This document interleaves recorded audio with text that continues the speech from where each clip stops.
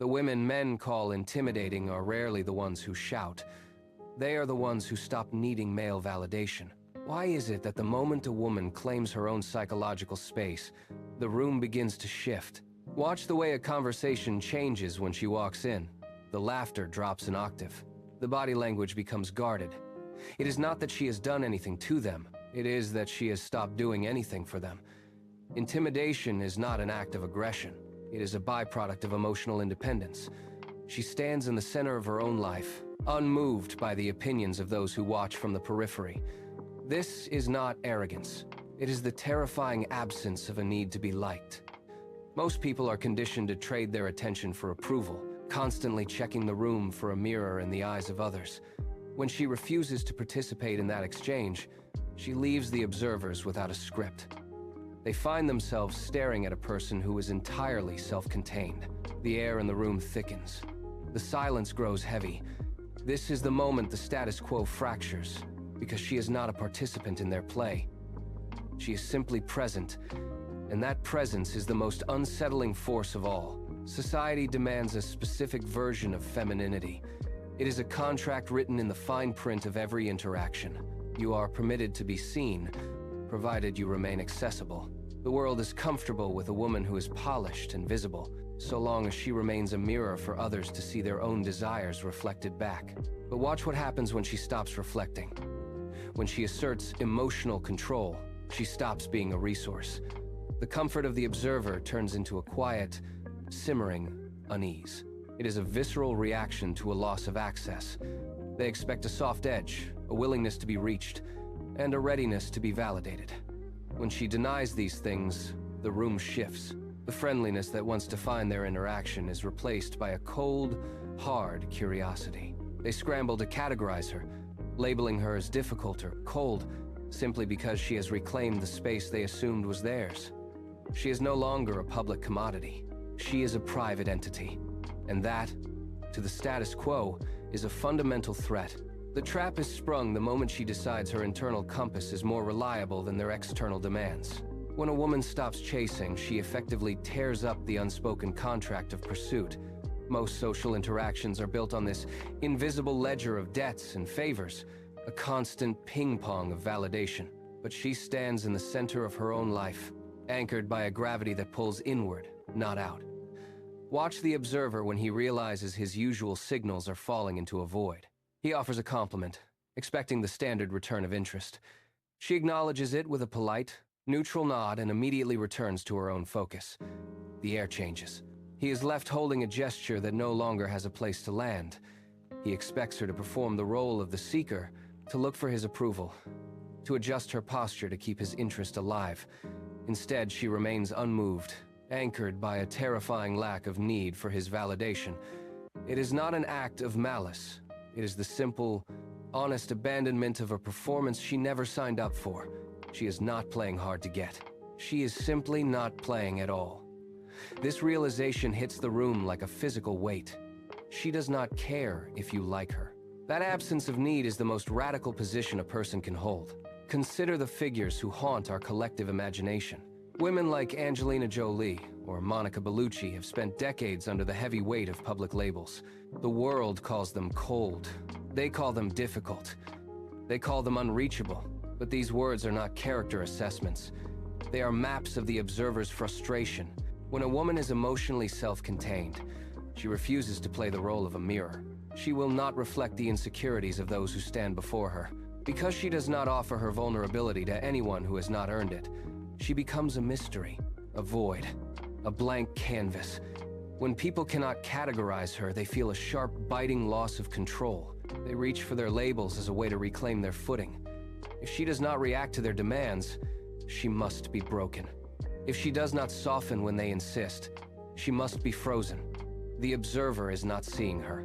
He is seeing his own reflection and realizing with a sudden, sinking dread that he has no power over the image. She remains a private entity, protected by the very silence that others mistake for a wall. She is not performing. She is simply existing. And that is a reality they are not equipped to handle. The labels crumble, but the woman remains. This is the moment the dynamic shifts from a confrontation into something far more quiet and dangerous.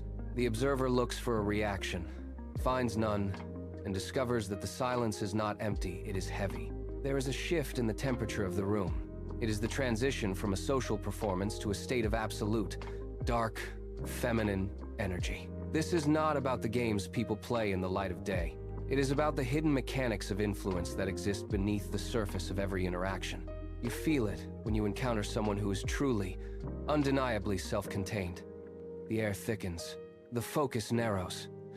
The old rules of attraction, the chase, the subtle manipulation, the constant need for validation begin to dissolve. You are no longer looking at a person who is trying to be seen. You are looking at a force that is entirely occupied with its own existence. This is the threshold of a deeper psychological power. It is the point where the observer stops trying to categorize her and starts trying to understand the source of her gravity. When you reach this level of awareness, the world stops being a series of social scripts and starts becoming a landscape of raw, psychological intent. The true shift occurs when a woman stops performing emotional convenience. From childhood, the social conditioning is relentless. Soften the edges, dim the presence, prioritize being liked over being real. But the moment she refuses to play that part, the ground beneath the observer begins to fracture. She stops trading her attention for approval. She stops apologizing for the space she occupies. This is the act of shattering the performance. People around her suddenly find themselves standing in a psychological vacuum. They reach for their usual scripts, the compliments, the subtle demands, the unspoken expectations, and find that the stage has been cleared. She does not offer a reaction. She does not offer a pivot. She simply exists, unbothered by the sudden silence. The people who once depended on her constant engagement now stare into a void of their own creation. They do not know how to interact with a person who has reclaimed her own internal currency. They are left with their own words, echoing against a wall they cannot climb. The performance is over, and for the first time, they are forced to confront the reality that she never needed their validation to begin with. The intimidation does not come from what she does, it comes from what she stops doing. She is no longer trading her attention for the cheap currency of social approval. Every interaction becomes a mirror reflecting the observer's own dependency. They offer a demand for her time, expecting the usual compliance, and find themselves staring into a void. There is no negotiation here. There is no flicker of concern for their discomfort. She is not being difficult, and she is not being cruel. She is simply absent from the marketplace of validation. The dynamic is stripped bare. Where there was once a back and forth, a constant flow of emotional labor, there is now a hard, unyielding boundary. She has retracted her energy, pulling it inward to fuel her own absolute autonomy. To those who thrive on the exchange, this feels like an act of aggression. It is not. It is the reclamation of a self that was never theirs to manage. She stands outside the reach of their expectations, entirely unmoved by their confusion. The trade is closed. The contract is void. She occupies a space where their opinions have no weight, and their attempts to regain control only serve to highlight their own irrelevance. She moves now into a state of luxury solitude. This is not isolation, but a deliberate architecture of the self. In this space, the frantic search for external connections simply dissolves. She no longer looks for a mirror in the eyes of others to confirm her own worth. She is her own witness. The energy that was once dispersed to satisfy the demands of the room is now gathered, focused, and kept entirely within her control. This is the effortless exercise of presence. Where others see a void, she experiences a sanctuary. The currency of approval has been devalued. It no longer buys her time, her focus, or her consideration. She operates from a baseline of self-sufficiency so complete that the opinions of the periphery become background noise. She does not need to be understood to be powerful. She does not need to be validated to be whole. By reclaiming the center of her own life, she forces the world to adjust to her orbit rather than the other way around. Her presence is no longer a request for entry. It is a declaration of ownership. She stands within the quiet, ironclad certainty of her own internal validation. The world will inevitably reach for labels to categorize what it cannot reach. They will call this silence coldness. They will call this distance aloofness. They will point to the space she keeps and describe it as a wall, a barricade meant to shut them out. But for the woman standing behind that boundary, the perception is entirely different. It is not a defense mechanism designed to repel. It is a foundation built to sustain. A wall is something you hide behind. A foundation is something you build upon. She is no longer concerned with how her presence appears to the observer because her focus has shifted inward. She is her own witness. When she looks at her life, she does not require a secondary confirmation from an external audience. The labels the world tries to pin upon her, difficult, unreachable, indifferent, simply slide off the surface of her resolve. They have no grip because she has stopped providing the hooks. She stands in the center of her reality, entirely unmoved by the frantic noise of those watching from the periphery. She is the architect of her own existence, and the architecture is complete. If this perspective resonates with you, it is because you are beginning to see feminine psychology, emotional power, and attraction through a lens that rejects common narratives. You are moving beyond the superficial and into the hidden social dynamics that dictate human behavior. This channel exists to explore the complexities of dark feminine energy, emotional intelligence, and the psychological frameworks that most people never dare to articulate. You have reached a point where you understand that true confidence is not a performance, but a state of being.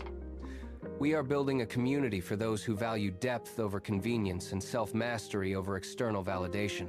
If this video spoke to something you have always felt but could never quite explain, subscribe to continue this exploration on a deeper level. Help us reach our first 1,000 subscribers by leaving a like. Your engagement allows this perspective to reach others who are ready to see the world differently. You are now part of a collective that values the internal architecture of the self above all else. Welcome to the next stage of your understanding.